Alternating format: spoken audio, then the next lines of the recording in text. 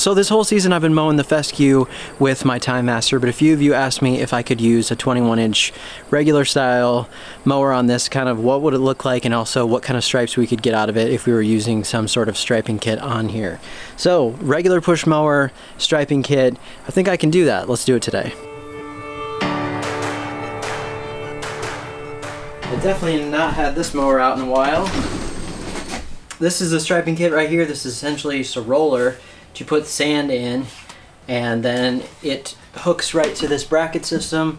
There's just brackets that go across your handlebars right here and tighten down, and then you roll along with this. When you roll the grass over is when you get that stripe. So a light stripe and a dark stripe are simply from rolling the grass blades over. I also haven't really talked about this yet, but we adopted a new Westie, and this is Ernie. So everybody say hello to Ernie. He's, what you got on you, bud? He had some previous skin issues, so we're working on some of that stuff, and we're just working on trying to get his hair back healthy and everything. But he's a really sweet guy, and I think he's going to fit in pretty well with the rest of our pack of Westies. More about him probably on my other channel. So I got this set to what I believe is about 3 inches. It does vary slightly from my Time Master to this Honda I've found over kind of the years of using these two. So I have it set to what I believe is close to 3, and I'm going to do a couple passes around the outside, get that done, and then I'll show you the striping kit, how that goes on, and how it works.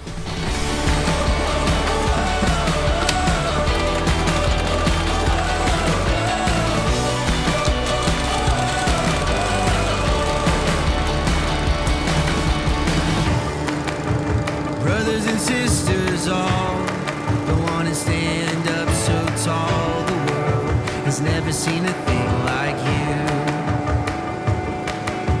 You got a spotlight up the dark.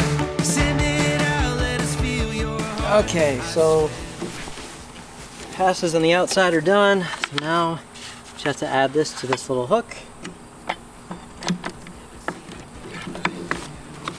That. So let's dance the night away. Go on and say what you want to say. Sing it.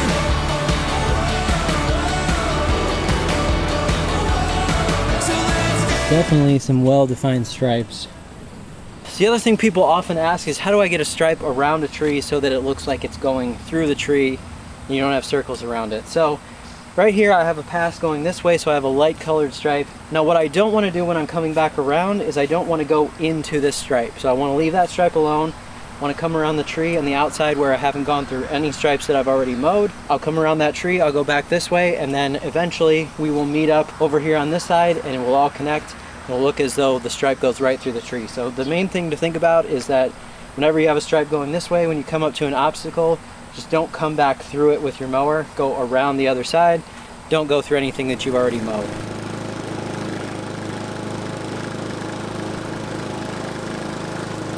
So hopefully you can see it here. In that other pass it was a dark, which means I was coming back towards the camera, and once I got to the tree, I came around it this way again. I did not go back through my stripe that I already cut. And then eventually on this pass right here, you can see that we've gone around it and looking this direction, even though there's not much space back here. If there was a lot more space back here, you would see that it looks like that stripe just goes straight through the tree and there's no circle around it or anything.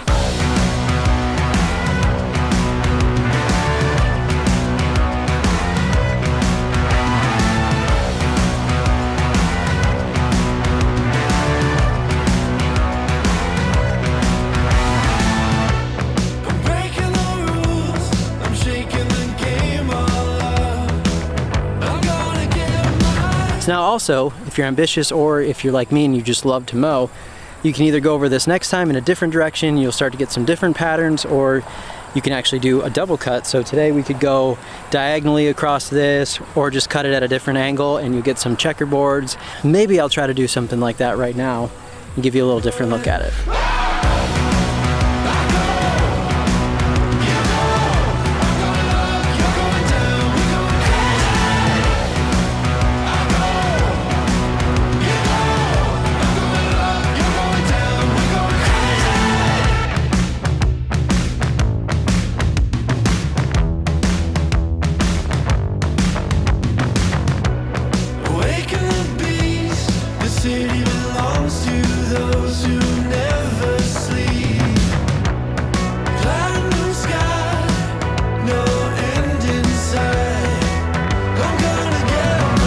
So that is what you can do with a simple push mower and that striping tool. I think I bought that push mower used for about 150 bucks. So there are some good deals out there to be had, and Honda usually has really good reliability pretty much across the board.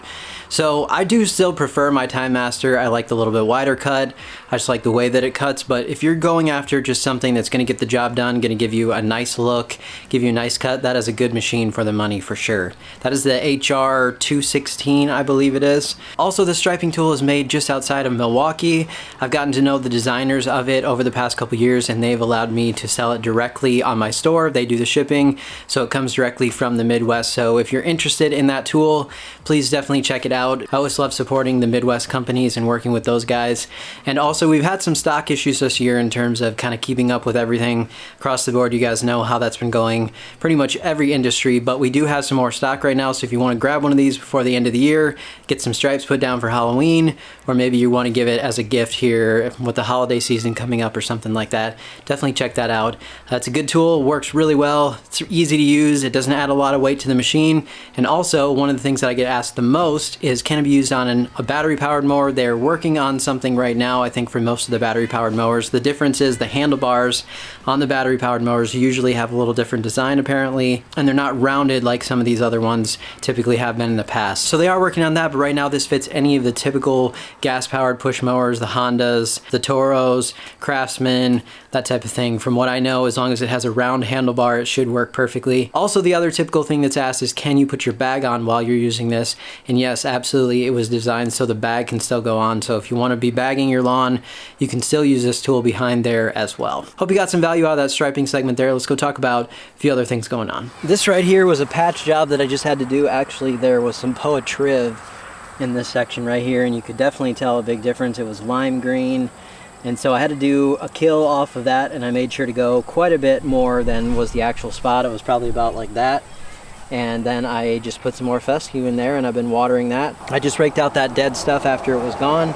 I put the seed down in there, just lightly tapped it in, put a slight covering of top dressing on there, and I've just been watering it sporadically. Actually, not really as good as I should have been, but it has been coming in really well.